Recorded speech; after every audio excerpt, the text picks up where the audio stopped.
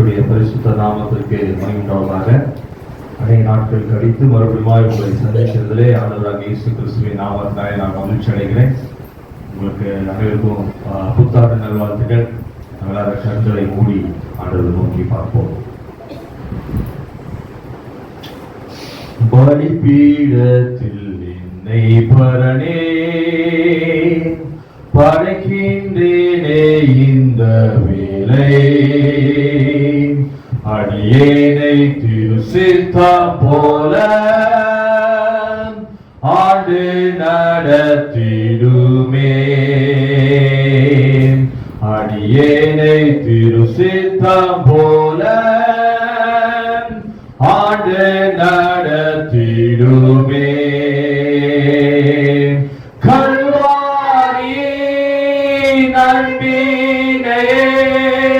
கண்டு விரைந்தோடி வந்தேன், கல்வாரி அன்பினையே கண்டு விரைந்தோடி வந்தேன், கழுவும் திருரத்தத்தாலே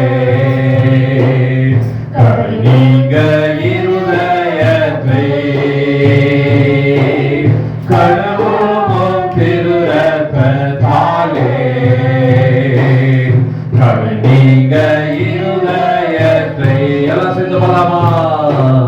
சுயமென்னில் சாம்பலாய் மாற சுத்தாவியே அனல் மூட்டோ ஜெயம் பெற்று மாமிசம் சாக தேவா அருள் செய்யுமே. எல்லாரும் சந்தித்து வெளி பலமா சுயமென்னில் சாம்பலாய் மாற சுத்தாவியே அனல் மூட்டோ ஜெயம் பெற்று மாமிசம் சாக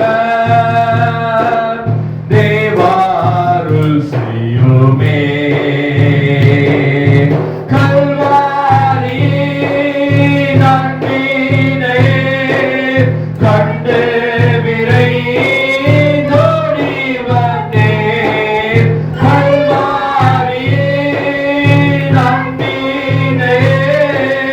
கண்டு விரைந்தோடி வந்தேன், கழுவும் திருரத்தத்தாலே கழுநீங்க இருதயத்தை,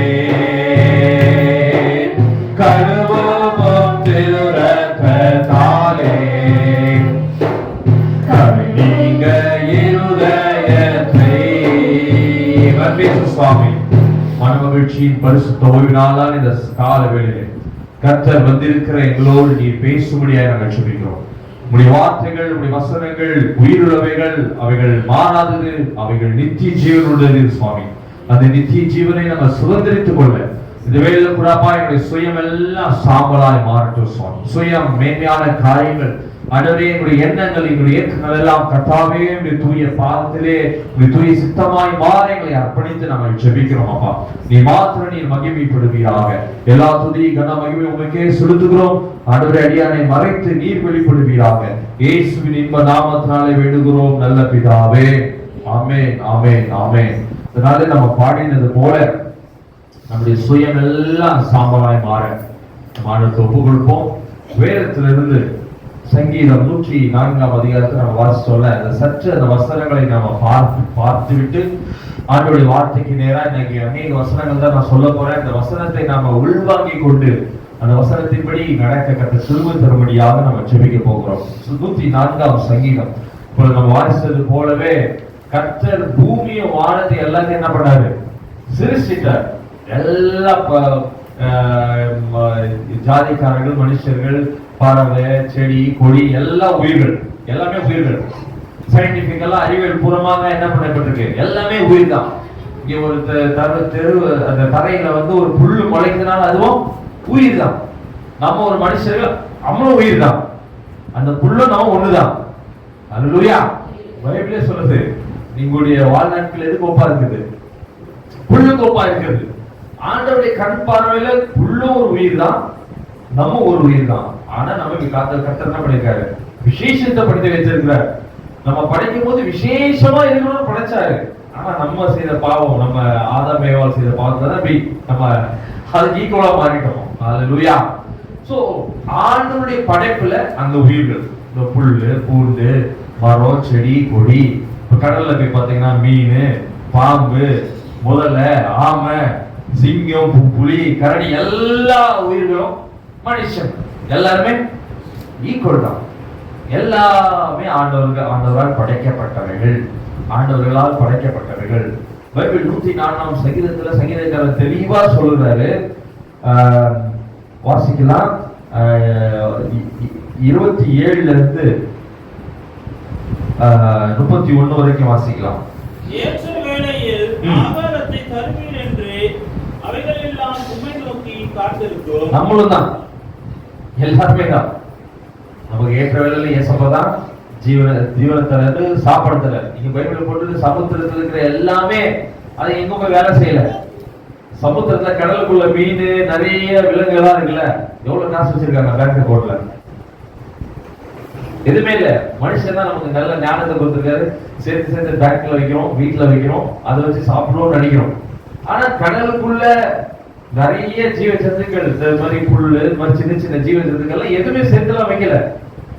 ஏற்ற வேலையில என்ன படைச்ச கர்த்தர் என்ன பண்ணுவாரு? சாப்பாடு கொடுப்பான்னு ஆண்டவர் நோக்கி காத்திருக்கிறோம். இந்த காலை வேலையில ஆண்டவர் நம்மளே அதை தான் சொல்றாரு. நான் தான் உங்களை ஆசீர்வதிப்பேன், நான் தான் உங்களை பெருக பண்ணுவேன், நான் தான் உங்களுக்கு குணமாக்குவேன், நான் தான் உங்களுக்கு சௌக்கியத்தை சமாளித்து தருவேன், நான் தான் எல்லாமே தருவேன். யாரை காத்து இருக்கணும்? ஏசப்பாவை காத்து இருக்கணும். ஹல்லேலூயா. அதுக்கு அடுத்த வசனம் வாசிங்க. நீர் கொடுக்க அவைகள் வாங்கிக் கொள்ளும், நீர் உம்முடைய கையை திறக்க அவைகள் நன்மையால் திருப்தியாகும். ஆண்டவர் கை திறக்கும் போதுதான் அவங்களுக்கு நன்மை கிடைக்கும். சரிங்களா? ஆண்டவர் கொடுக்கதான் வாங்கி கொள்வாங்க. அவங்களுக்கு பேங்க் பேலன்ஸ் இல்லை, எதுவும் கிடையாது, எதுவும் வேலை செய்யல, சமாளிக்கல, பணம் வைக்கல, காசு கொடுக்குவாங்க. ஆண்டவர் கொடுக்க அதே மாதிரி நம்ம ஞானம், ஏன்னா அந்த படைப்பும் நம்ம படைப்பும் ஒண்ணுதான். அந்த ஞானத்தை நம்ம பெற்றுக்கொள்ள விரும்புகிறார் சொல்றாரு ஆண்டவர். அதுக்கு அடுத்த வசனம் வாசிங்க. நீர் உமது முகத்தை மறைக்க திகைக்கும், நீர் அவைகளின் சுவாசத்தை வாங்கிக் கொள்ள அவைகள் வாழ்ந்து தங்கள் மண்ணுக்கு திரும்பும். நல்லா கவனிங்க. நம்ம நினைக்கிறோம் எனக்கு இருக்கிற பலத்துல, எனக்கு இருக்கிற ஆரோக்கியத்துல நான் வாழ்றேன். என்ன பைபிள் போட்டிருக்கு? ஆண்டவர் முகத்தை மறைச்சிட்டாருன்னா அவங்களுக்கு மாத்திரம் இல்ல, நம்மளும் தான். சின்ன சின்ன உயிர்கள் மாத்திரம் இல்ல, ஆண்டவர் முகத்தை மறைச்சிட்டாரு, அவ்வளவுதான். இதுக்கப்புறம் ஹெல்ப் பண்ண மாட்டேன்னு சொல்லிட்டாரு, அவ்வளவுதான். ஆவி எடுத்துட்டாலும் அவ்வளவுதான். என்ன ஆகும்? முடிஞ்சிச்சு, சாப்டர் முடிஞ்சிச்சு. அங்க என்ன போவாங்களா? மண்ணுக்கு போவாங்க. அதேதான் மனுஷனும். நம்ம என்னதான் ஆடலாம், எவ்வளவுதான் செய்யலாம், எவ்வளவுதான் பணக்காரனா இருக்கலாம், எவ்வளவுதான் காரியம், ஆண்டவருடைய முகம் நம்ம மேல மறைக்கப்பட்டுச்சுன்னா சாப்டர் கம்ப்ளீட்டட். ஆண்டவர் ஆவி எடுத்துட்டாருன்னா எத்தனை நாள் வீட்டுக்குள்ள வச்சிருப்போம்? ஆண்டவர் ஆவி எடுத்துட்டாருன்னா எத்தனை நாள் வீட்டுக்குள்ள வச்சிருப்போம்? சாயங்காலமே வேலைக்கு முடிங்கப்பா அப்படின்னு ஒரு சவுண்ட் வரும். நாளைக்கு முடிக்க போறோமா, இன்னைக்கு சாயங்காலம், அதுக்கு மேல போவாது. ஹல்லேலூயா. நம்முடைய மண்ணுக்கு. சோ அப்போ இந்த நம்ம உலகத்துல வாழும்போது அந்த படைப்பு, எல்லா காரியங்களும் ஈக்குவலா தான் கடவுள் வச்சிருக்காரு. நம்மளும் ஈக்குவலா தான் வச்சிருக்காரு. ஆனா மனுஷனுக்கு விசேஷமான ஒரு வேலையை தெரிஞ்சிருக்கிறார். அதுதான் நான் தியானிக்க போறேன் ஃபர்தரா. அதுக்கடுத்த வசனம் வாசிக்கலாம். நீர் உம்முடைய ஆவியை அனுப்பும்போது அவைகள் சிருஷ்டிக்கப்படும், நீர் பூமியின் ரூபத்தையும் புதிதாக்குகிறீர். நல்லா கவனிங்க. ஆண்டவர் மறுபடியும் ஆவி அனுப்புனாதான் புதுசா ஒரு குழந்தை வருது. ஆண்டவர் ஆவி அனுப்புனாதான் புதுசா ஒரு ஜீவன் உண்டாகுது. ஆண்டவர் ஆவி அனுப்புனாதான் ஒரு தாவரம் செடியா முளைக்குது. ஆண்டவர் ஆவி எடுத்துட்டாருன்னா மண்ணுக்கு திரும்புது. ஹல்லேலூயா. ஆண்டவர் என்ன சொல்ற? கடைசியா அந்த லைன் என்ன சொல்ற? பூமியே புது ரூபத்தை புதிதாக்குகிறார், ஒரு அழகாக்குகிறார். இங்கிலீஷ்ல பார்க்கும்போது அழகாக்குகிறார் அப்படின்னு சொல்லுது. பூமியின் ரூபத்தை அழகாக்குறாரா? எங்கிருந்து அழகாக்குறார்? பரலோகத்துல இருந்து. பூமி என்ன சொல்றாங்க? உருண்டைன்னு சொல்றாங்களா? நீங்க விமானத்துல போனீங்கன்னா, மேல விமானத்துல ரொம்ப போனீங்கன்னாலும் பூமி அப்படிதான் தெரியும். ரொம்ப தூரத்துல ஏதோ ஒரு மாதிரி தெரியும். அதே வானத்துல இருந்து ஆளுநர் பார்க்கும் பூமி என்னதான் உருண்டை. ஆண்டவர் இதை அழகாக்குறார். எப்படி அழகாக்குறார்னா டிஃபரெண்டான உயிரினங்களை வைத்து அழகாக்குறார். அல்லேலூயா. மனுஷர்கள், விலங்குகள், பறவைகள், ஆடு, மாடு, கோழி, என்ன அதெல்லாம் வச்சு அழகாக்குறார். அது மாத்திரம் இல்லாமல் செடிகள், கொடிகள், இந்த பசுமை அந்த காரியத்தை வச்சு என்ன பண்றாங்க, பூமியை ரூபமாக்கி அழகாக்குகிறார். அல்லேலூயா. ஆண்டவர் இந்த பூமியை அழகாக்க தான் உயிரினங்களை என்ன பண்ணுகிறாரு, தன்னுடைய ஆவியை கொடுத்து உயிர்ப்பிக்கிறார். ஆனா இந்த பைபிள்ல எல்லா உயிர்களுக்கும் வேலை கொடுக்கல எதுவும், ஆனா மனுஷ உயிருக்கு மட்டும் ஒரு வேலை கொடுத்திருக்கிறார். வாசிக்கலாமா? ஆதியாகமம் 2ஆம் அதிகாரத்துல 15ஆம் வசனத்தை நாம் வாசிக்க கேட்போம்.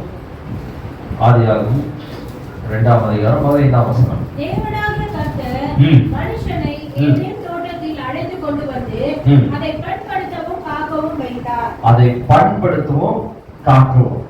அதுக்கு முன்னாடி கொஞ்சம் வசனங்களுக்கு முன்னாடி பாத்தீங்கன்னா, பூமியில எல்லாத்தையும் ஆண்டவர் படைச்சாரு. வானத்தையும் பூமியும் படைச்சாரு. உயிர்கள் படைக்காம இருக்கும் போது என்ன ஆச்சாம், வெறுமையா இருந்துச்சான். நீங்களே யோசிச்சு பாருங்களேன். இங்க எந்த உயிரும் இல்ல, எந்த செடியும் இல்ல, எந்த இதுவும் இல்ல, ஒரு மனுஷனும் இல்ல, ஒரு ஆடு மாடு எப்படி இருக்கும்? அது என்ன சொல்லுவோம், வறண்ட பூமின்னு தான் சொல்லுவோம். உங்க மனுஷங்க ஆடு மாடு செடி கொடி, ஒரு வெஜிடபிள் கொடுக்குற மரம், ஃப்ரூட்ஸ் கொடுக்குற மரம், இப்படிப்பட்ட காரியங்கள் இருந்ததான் என்ன பண்ணுவோம் சொல்லுவோம், செழிப்புன்னு சொல்லுவோம். அப்போ பூமி செழிப்பில்லாம இருந்துதான். அதுதான் ஒரு இடத்துல போட்டுருவோம், பண்படுத்தவும் மனுஷனை இன்னும் உருவாக்கும். அந்த வசனம் வாசிங்கன்னா 2ஆம் அதிகாரத்துல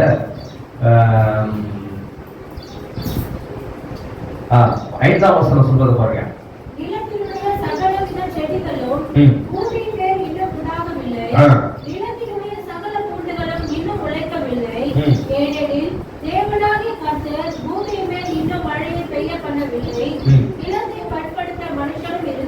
என்னதான் வேலை மனுஷனுக்கு?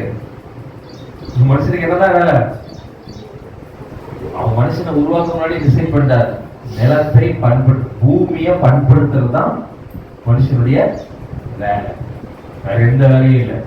பூமியை பண்படுத்தணும், பூமியை அழகாக்கணும். இங்கிலீஷ்ல என்ன போட்டிருக்குன்னா ட்ரெஸ் இன்டு இட். ட்ரெஸ் இப்போ நம்ம உடல்ல நல்லா அழகா கலர் கலரா ஒவ்வொருத்தரும் ஒரு கலர் ட்ரெஸ் போட்டிருக்கோம். அப்போ அந்த கலர் போட்டோம்னா நம்மள ஒரு அழகாக்கு. அதே போல இந்த பூமியை ட்ரெஸ் பண்ணி மூடுறது தான் மனுஷனுக்கு அழகா பண்படுத்தி அழகா வைக்கிறது தான் மனுஷனுடைய வேலை. அல்லேலூயா. சோ ஆண்டவர் என்னைக்கு ஆவி கொடுக்குறாரு நம்ம வந்துடுவோம். ஆவி என்னைக்கு எடுக்கிறாரோ நம்ம கையில எதுவும் இல்லை. ஆனா ஆண்டவர் இந்த வேத வசனங்களின் படியாக சொல்லப்படுகிற நேரத்துல சொல்லியிருக்காரு, மனுஷனை உருவாக்குறதுக்கு முன்னாடி அவருடைய பிளான் மனுஷன் பூமியை பண்படுத்தணும். 2ஆம் அதிகாரம் 15ஆம் வசனம் சொல்லுது, மனுஷனை உண்டாக்கின பிறகு அவனை பண்படுத்தவும் காக்கவும். இந்த பூமி என்ன பண்ணணும், ட்ரெஸ்ஸஸ் நல்ல அழகான ஆண்டவர் பரலோகத்துக்கு பார்க்கும்போது எப்படி இருக்கணுமா, அழகா வைக்கிறது மனுஷனுடைய வேலை. அது மாத்திரம் இல்லாம காக்கணும், பாதுகாக்கணும், சேஃபா வைக்கிறது மனுஷனுடைய வேலை. அல்லேலூயா.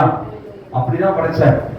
இன்னைக்கு வானத்துல இருந்து பார்க்கும்போது நம்ம பூமியில பெரிய பெரிய கட்டிடங்கள் கட்டுறோம், பெரிய பெரிய ஃபேக்டரி கட்டுறோம், பெரிய பெரிய காரியங்கள் கட்டுறோம்.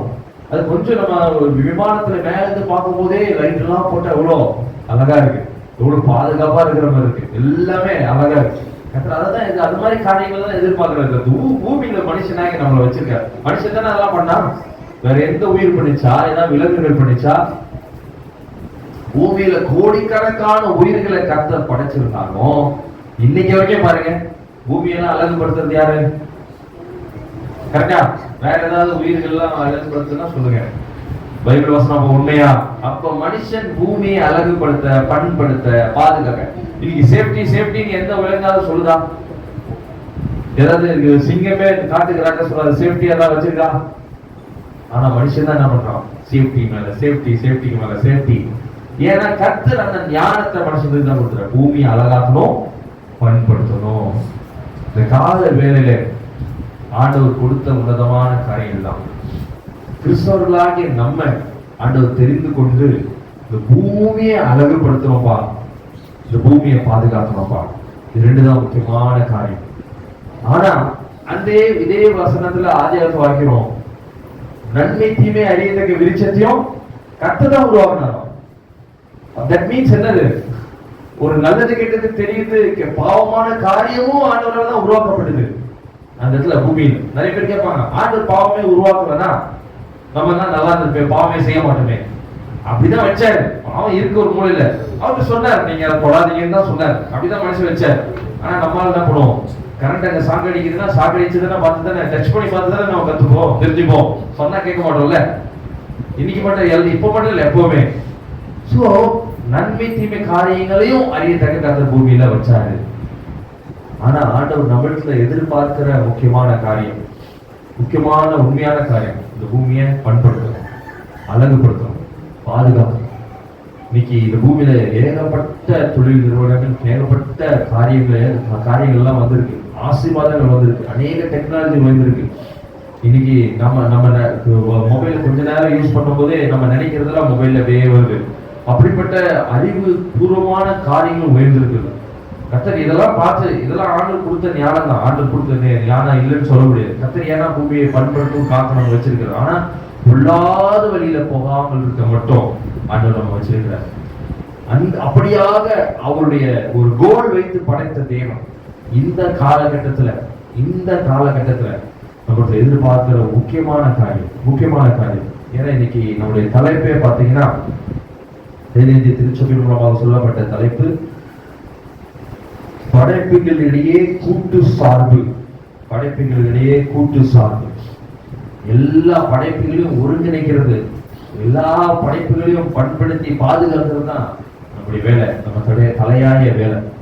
இந்த கால வேலையில ஆண்டவர் அப்படி அழகா பூமியை பார்க்கணும், அப்படி பூமியை வைக்கணும்னு சொன்ன தேவன் இந்த கடைசி காலத்துல நம்மளால வைக்க முடியுதா, அழகா வைக்க முடியுதா, பண்படுத்துதலா வைக்க முடியுதா, ஆண்டவருக்கு பிரியமா வைக்க முடியுதா அப்படின்னு பார்க்கும்போது, ஏசாயா தீர்க்கதரிசன புத்தகத்துல ஆண்டவர் கஷ்டப்படுற காரியம்.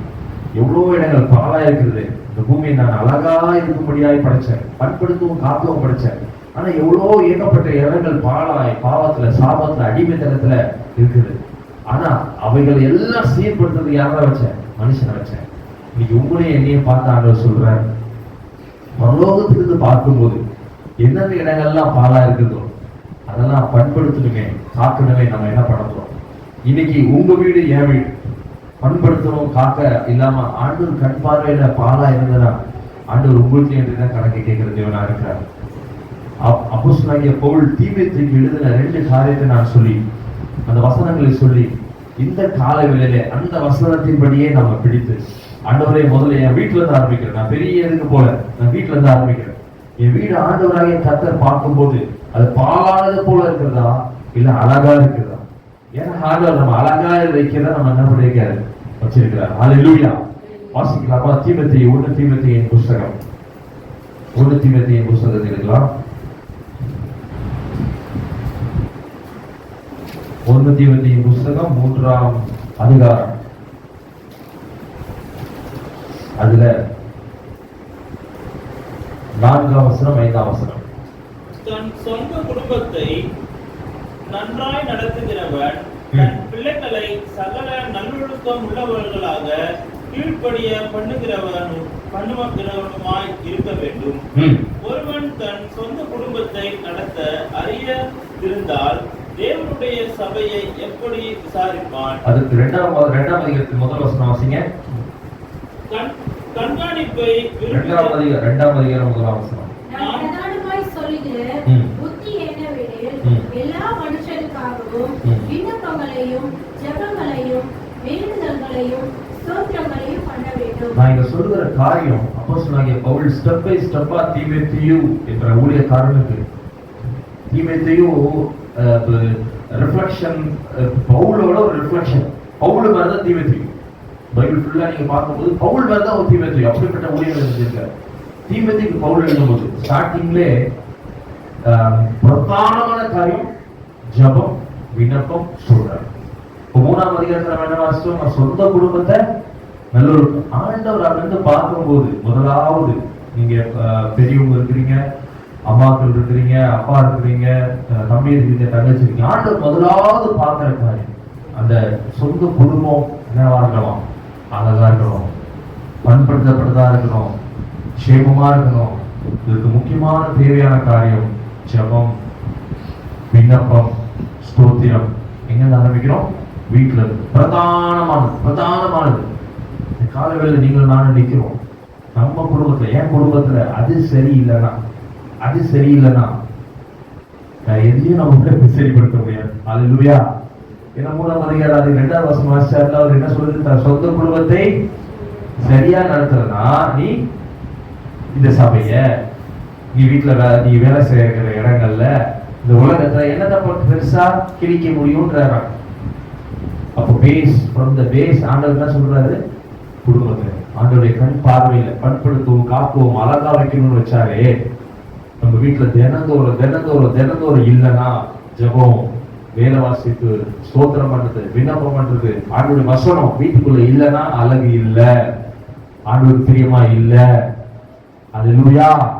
இதை நம்ம புரிஞ்சுக்கொள்ளணும், இந்த வசனத்தை புரிஞ்சுக்கொள்ளணும்.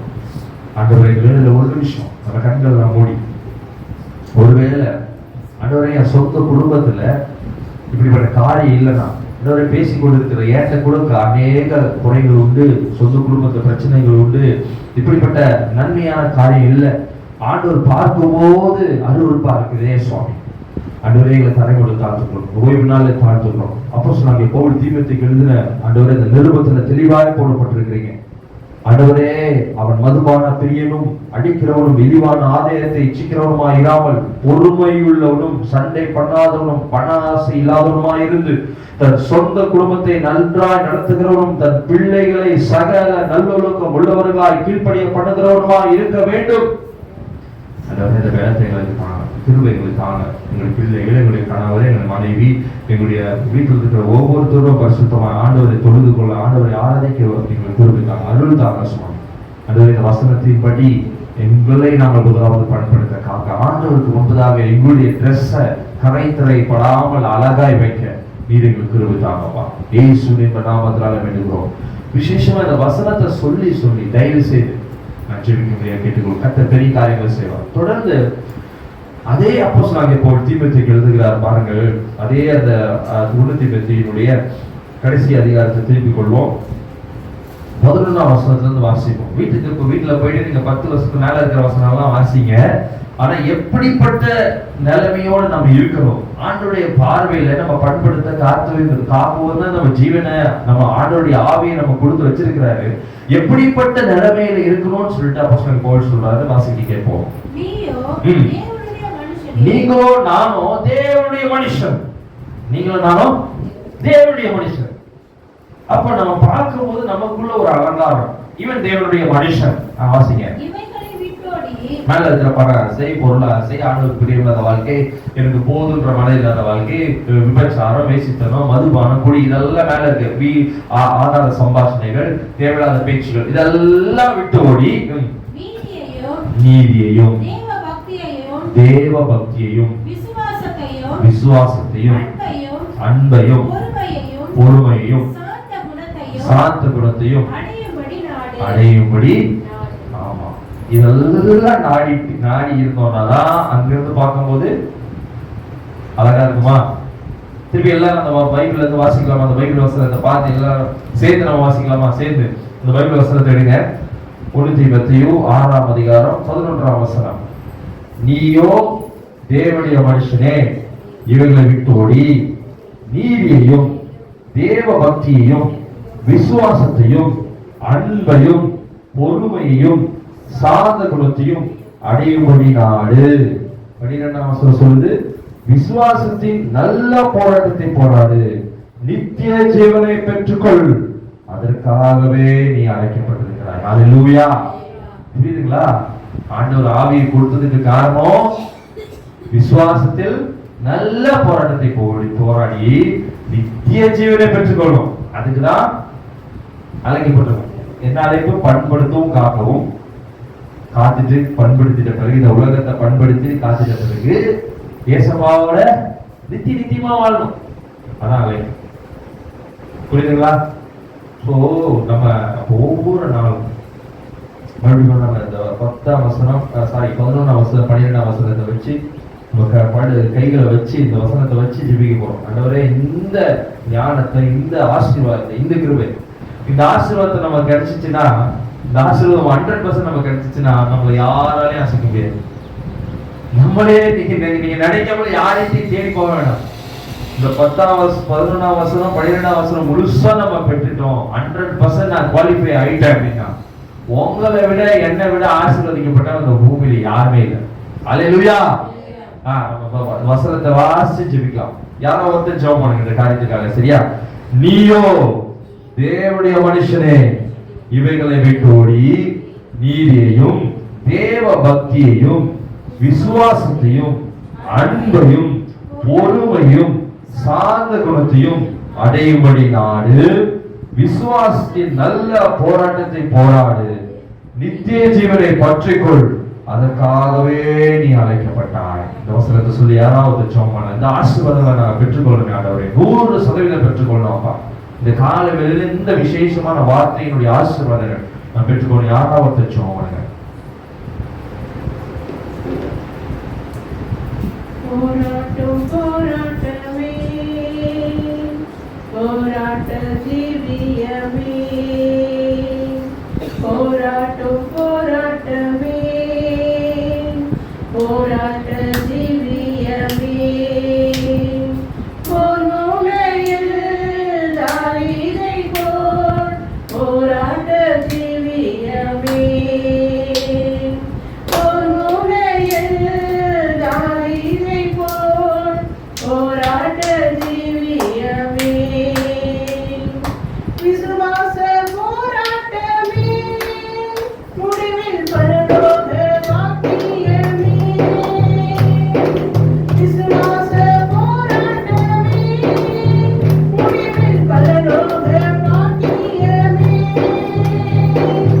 அல்லேலூயா அல்லேலூயா ஆண்டவரின் அருள்வாக்குமே,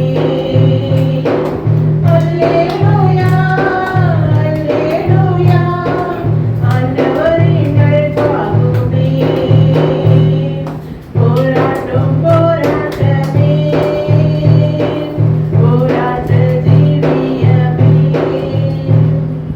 ஸ்தோத்திரம் ஆண்டவரே, துதிகள் மத்தியில் வாசம் செய்கிற தேவனே நன்றியோடு ஸ்தோத்திரிக்கிறோம் அப்பா. இவ்வளவு நேரமாக ஆண்டவரே உங்களுடைய பிள்ளைகளாக நாங்கள் அப்பா நீர் இந்த உலகத்தை படுத்தி எங்கள் கையில் கொடுத்து ஆண்டவரே அப்பா அவைகளை பயன்படுத்தவும் பராமரிக்கவும் எங்களை அப்பா ஆசீர்வதித்து ஆண்டவரே ஆண்டு கொள்ளுங்கள் என்று ஆண்டவரே எங்களிடத்தில் கொடுத்திருக்கிற சுவாமி. ஆண்டவரே கேட்ட சத்தியத்தின்படி உங்களுடைய பிள்ளைகளாக நாங்கள் எங்கள் சொந்த குடும்பத்தை நடத்துகிறவர்களாகவும் சீரம் செம்மையமாக நடத்துகிறவர்களாகவும் அப்பா எங்களை நீர் ஆசீர்வதிக்கும்படியாய் தொடர்ந்து அவைகளை கை கொண்டு அப்பா அதன்படி நடக்கிற பிள்ளைகளாகவும் வாழக்கூடிய பிள்ளைகளாகவும் பிறரை வாழ வைக்கக்கூடிய பிள்ளைகளாகவும் நாங்கள் வாழ எங்களை நீர் ஆசீர்வதிங்க அப்பா. அப்பா இம்மட்டும் காத்து வழி நடத்தின எபினேசர் இனி ஒரு நாட்களிலும் ஆண்டவரே உடைய பிள்ளைகளாக எங்களை காத்து பலப்படுத்தி வழிநடத்தும்படியாய் ஸ்தோத்திரிக்கிறோம் அப்பா. அப்பா உடைய பிள்ளைகளாக நாங்கள் இருப்பதும் நிர்மலமாகாமல் இருப்பதும் இந்த சுத்த கிருபை ஐயா. உடைய கிருபையினாலே எங்களை வாழ வைங்க தகப்பனே. ஆண்டவரே உடைய பிள்ளைங்க ஆண்டவரே நாங்கள் அப்பா இந்த உலகத்தில் வாழும்போது அப்பா நற்சாட்சி பெற்றவர்களாகவும் விசுவாச வாழ்க்கையில உறுதியாய் தரித்திருந்து ஆண்டவரே இந்த மேலான பரலோகத்தை ஆண்டவரே அப்பா எங்களுக்கும் எங்கள் பிள்ளைகளுக்கும் அப்பா இருக்கிற அப்பா தலைமுறைகளுக்கும் வரத்தக்கதாக ஆண்டவரே அந்த ஆசீர்வாதங்களை கொடுக்கும்படியாக எங்களை ஸ்தோத்திரிக்கிறோம் அப்பா. ஆண்டவரே ஸ்தோத்திரம் கர்த்தாவே நீர் வழி நடத்துங்க, நீங்க மகிமைப்படுங்க அப்பா. நீர் உயர்ந்தவராய் ஆண்டவரே எங்களிடத்துல வந்து வாசம் பண்ணுங்க தகப்பனே. ஆண்டவரே நீங்க இல்லை என்றால் நாங்கள் ஒன்றுமே இல்லை தகப்பனே.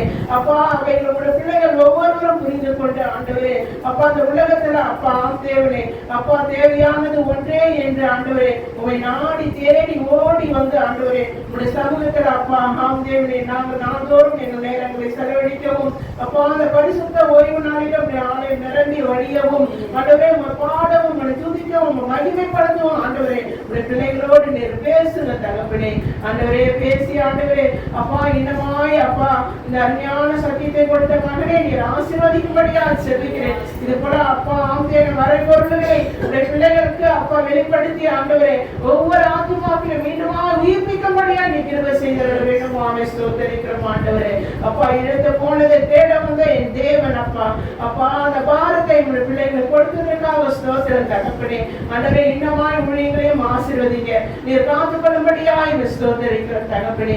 ஆண்டவரே அப்பா இந்த உலகத்தினுடைய கரங்களை ஒப்புக் கொடுக்கிறோம். உண்மை அறிந்த மக்கள் அப்பா உமக்காக உண்மையும் உத்தமும் நேர்மையுமாக வளர்ந்து வர கிருபை செய்யுங்க. உண்மை அறியாத மக்களும் அறிந்து கொள்ள கிருபை செய்யுங்க. உண்மை அறிந்து உமக்காக வாழ்கிற பிள்ளைகளை ஆசீர்வதித்து இனமாய் வழி நடத்துங்க.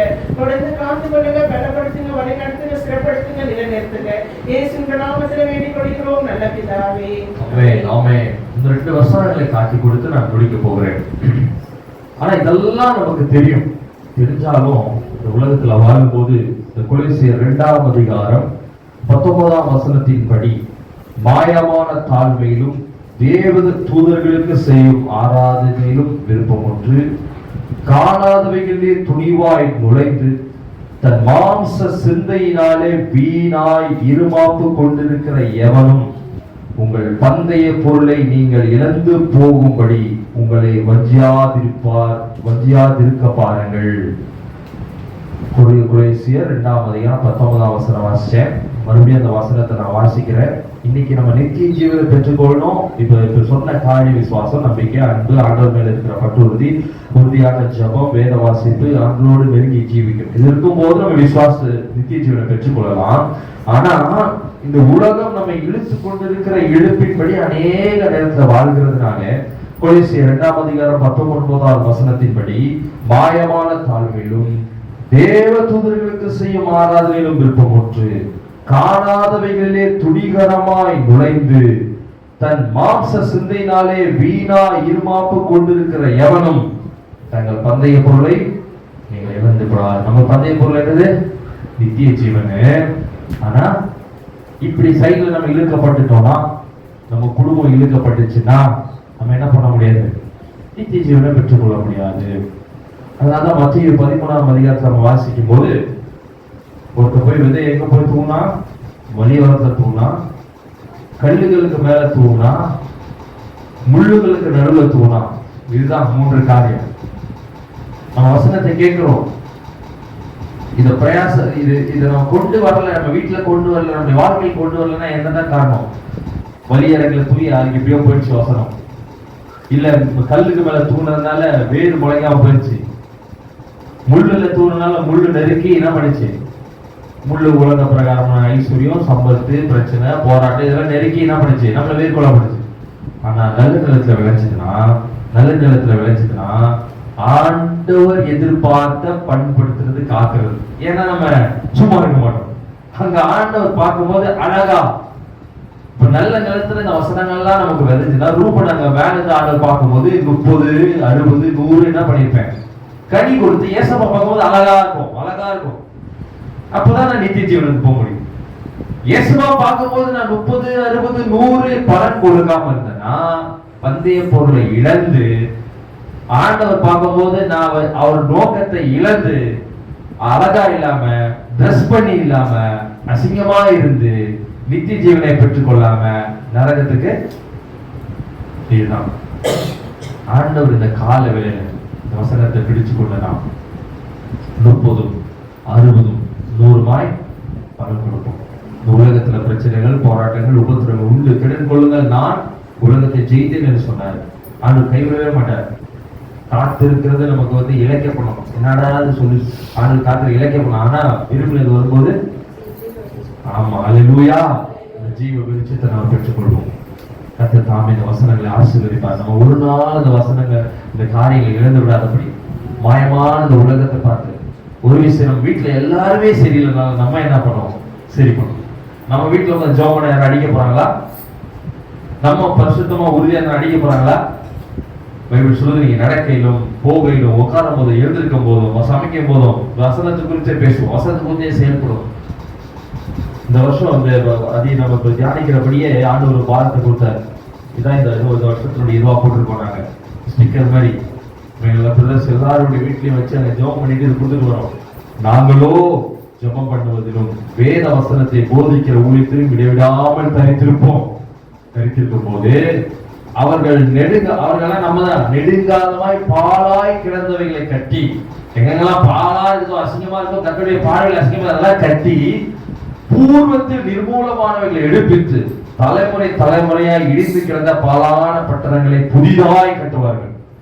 மேல இருந்து ஒரு பட்டணம் புதுசா நல்ல யுஎஸ் மாதிரி நல்ல பெரிய அலங்காரமா இருந்தாலும் நல்லா இருக்கும். இது மேல போய் மலாந்தரமா ஒண்ணு இல்லாம இருந்தா எப்படி இருக்கும்? அசிங்கமா இருக்கும். ஆண்டவர் அப்படியான ஒரு நன்மையான ஈவுகளை 4 பேருக்கு பிரயோஜனமா 4 பேருக்கு பயனுள்ளதாய் மாற்ற கர்த்தர் நமக்கு கிருபை செய்வாராக. கர்த்தர் தாமே இந்த வசனங்களை ஆசீர்வதிப்பாராக. நன்றி. தேங்க்யூ.